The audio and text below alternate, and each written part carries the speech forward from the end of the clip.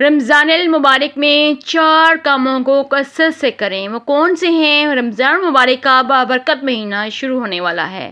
یہ بہت ہی بابرکت مہینہ ہے۔ اس مہینے میں لوگ عبادات کا خاص اہتمام کرتے ہیں کیونکہ اس مہینے میں قرآن پاک نازل ہوا۔ یہ اللہ تعالیٰ کا خاص مہینہ ہے۔ اس مہینے میں اللہ تعالیٰ اپنے بندوں پر رحمتیں اور برکتیں برساتا ہے۔ اور آج کی اس ویڈیو میں آپ کو رمضان المبارک میں 4 ایسے کون سے کام ہیں جو کثرت سے کرنے چاہیے اس کے بارے میں بتاؤں گی۔ ذرا غور سے سنیے گا، ویڈیو کو آخر تک دیکھیے۔ اگر آپ ہمارے چینل میں نئے ہیں تو چینل کو سبسکرائب کیجئے، ویڈیو کو لائک کیجئے اور کمنٹ باکس میں آمین ضرور لکھیں۔ ایسے کون سے 4 کام ہیں جو ہمیں کثرت سے کرنے چاہیے؟ ویسے تو ہم رمضان المبارک میں کثرت سے عبادات کرتے ہیں۔ پورے سال کی نسبت اس مہینے میں بہت زیادہ عبادات کی جاتی ہیں، تسبیحات کی جاتی ہیں، قرآن پاک کی تلاوت کی جاتی ہے۔ رمضان المبارک میں سحری اور افطاری کا شاندار اہتمام کیا جاتا ہے، غریب اور نادار لوگوں کی مدد کی جاتی ہے۔ لیکن ایسے 4 کام کون سے ہیں جن کو کثرت سے کرنے کا حکم دیا گیا ہے کہ وہ ہمیں اس سے بھی زیادہ کرنے چاہیے؟ وہ کون سے ہیں؟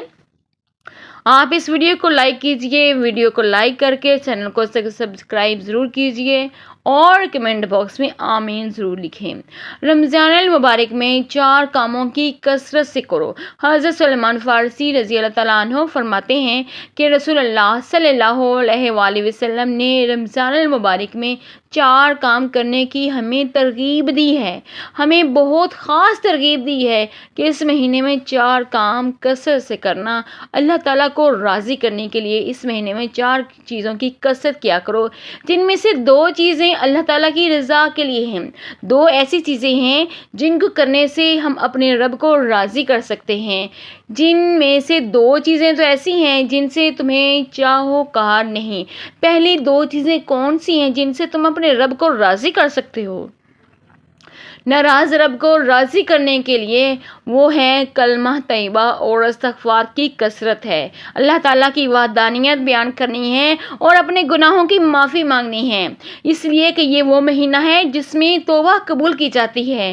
انسان کے بڑے سے بڑے گناہوں کو معاف کر دیا جاتا ہے، صغیرہ گناہوں کبیرہ گناہوں سب کو معاف کر دیا جاتا ہے۔ انسان گناہ تو کرتا ہے لیکن کچھ گناہ ارادتاً سے ہو جاتے ہیں اور کچھ گناہ وہ غیر ارادتاً کرتا ہے۔ ارادتاً کون سے کرتا ہے؟ جیسے زنا ہے، چوری ہے، ڈاکہ زنی ہے، قتل و غارت ہے اور مگر کسی غریب یتیم کا مال کھانا ہے۔ اب غیر ارادتاً گناہ کون سے ہیں جن کا انسان کو پتہ نہیں چلتا؟ وہ یہ ہیں جیسے کسی کا دل دکھانا، کسی کی دل آزاری کرنا، کسی کی غیبت کرنا، کسی کی چغلی کرنا۔ اسی طرح انسان تھوڑے تھوڑے چھوٹے چھوٹے کرتے زیادہ گناہ کرنے لگ جاتا ہے۔ جب وہ زیادہ گناہ کرتا ہے، گناہ پہ گناہ کرتا ہے تو انسان کا دل جو ہے وہ زنگ آلودہ ہو جاتا ہے۔ جب زنگ آلودہ ہو جاتا ہے تو اس کو صاف کرنے کے لیے اللہ تعالیٰ نے اس کو صاف کرنے کا حکم دیا ہے۔ اب صاف کیسے کیا جائے؟ یعنی کہ توبہ استغفار کو کرنے کو کہا گیا ہے کہ اس مہینے میں توبہ استغفار کثرت سے کرو تاکہ تمہارے گناہوں کو معاف کر دیا جائے اور اپنے گناہوں کی اللہ تعالیٰ کی بارگاہ میں معافی مانگے، گناہوں کی معافی مانگے اور شرمندہ ہو۔ اس مہینے میں ہر انسان سے گناہ ہو جاتے ہیں۔ ہر گناہ جب انسان جو ہے وہ گناہ کرتا ہے تو اس کو کرنا چاہیے کیا کہ وہ اس مہینے میں کثرت سے توبہ استغفار کرے، استغفر اللہ کی تسبیح جو ہے وہ کثرت سے کرے اور اللہ تعالیٰ کی بارگاہ میں رو کے مانگے، دعا مانگے، معافی مانگے، بخشش مانگے، دل سے مانگے، جیسے بھی مانگے۔ اللہ تعالیٰ اس مہینے میں توبہ کے دروازے کھول دیتا ہے۔ توبہ کے دروازے تو ہر وقت کھلے رہتے ہیں لیکن رمضان المبارک کا خاص مہینہ ہے جس میں توبہ کے دروازے کھول دیے جاتے ہیں۔ اللہ تعالیٰ اپنے بندوں کو پکار کر کہتا ہے، کوئی ہے مانگنے والا جس کو میں دوں، کوئی ہے مانگنے والا جس کو میں بخش دوں، کوئی ہے جو مجھ سے بخشش مانگے۔ تو اس مہینے میں ہر وہ کام جو اللہ کے لیے ہم کر سکتے ہیں وہ اللہ تعالیٰ کی وحدانیت، اللہ تعالیٰ کی تعریف بیان کرنا، اللہ تعالیٰ کا کلمہ طیبہ کا ذکر بلند کرو اور توبہ استغفار یعنی کہ استغفر اللہ کی تسبیح کرتے رہو۔ چلتے پھرتے وضو ہے یا نہیں، آپ کی زبان پر لا الہ الا اللہ اور استغفر اللہ کی تسبیح جو ہے وہ کثرت سے کرو کیونکہ یہ ذکر اللہ تعالیٰ کو بہت پسند ہے۔ استغفر اللہ کی تسبیح آپ کثرت سے کریں جتنی آپ سے ہو سکتی ہے. اور دوسرا وہ کام، وہ کون سے دو کام ایسے ہیں، یہ تو دو کام ہو گئے کہ جو اللہ تعالیٰ کو بہت زیادہ پسند ہے، اور یہ دو کام صرف اللہ تعالیٰ کے لیے ہیں.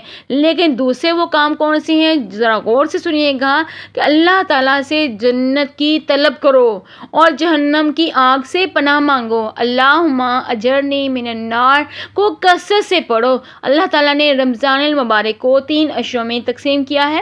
اس کا پہلا اشرہ باعث رحمت، اور دوسرے اشرے کو باعث مغفرت، اور تیسرے اشرے میں اللہ تعالیٰ نے انسان کو ہدایت دی ہے کہ وہ دوزخ کی آگ سے بچنے کی دعا کریں. اللہ تعالیٰ سے کثرت سے دعا کرے، تھوڑی دعا نہیں کرے بلکہ کثرت سے کرے، اتنی کثرت سے کرے کیونکہ اللہ تعالیٰ اپنے بندے کو موقع دیتا ہے کہ وہ اپنے رب سے مغفرت، رحمت اور دوزخ سے نجات مانگے. تو اس سے ثابت ہوا کہ اللہ تعالیٰ کو اس مہینے میں رحمتیں برستی ہیں، مغفرت کا بے پناہ مغفرت کا ذریعہ ہے، دوزخ سے نجات کا بہترین ذریعہ ہے. انسان کو بنیادی طور پر صرف 3 چیزیں درکار ہوتی ہیں، کیونکہ انسان کی تخلیق کا مقصد صرف اللہ تبارک تعالیٰ کی رضا کے لیے ہے. اللہ تعالیٰ کی رضا حاصل کرنے کے لیے وہ اس دنیا میں آیا ہے اور آخرت کی تیاری کرنے آیا ہے.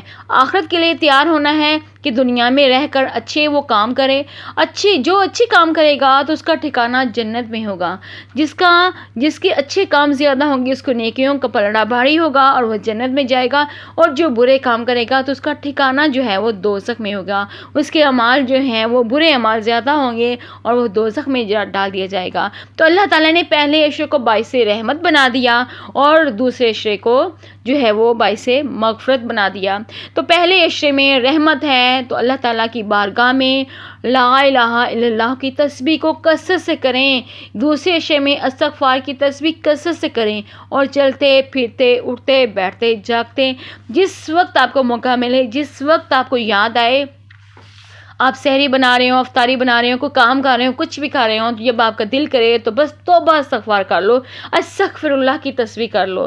اور تیسرے عشرے میں دوزخ سے نجات مانگو، دوزخ سے پناہ مانگو، دوزخ سے رہائی مانگو. جب انسان اللہ تعالیٰ کی بارگاہ میں دعائیں کرتا ہے تو ہر دعا اس کی قبول و منظور ہوتی ہے.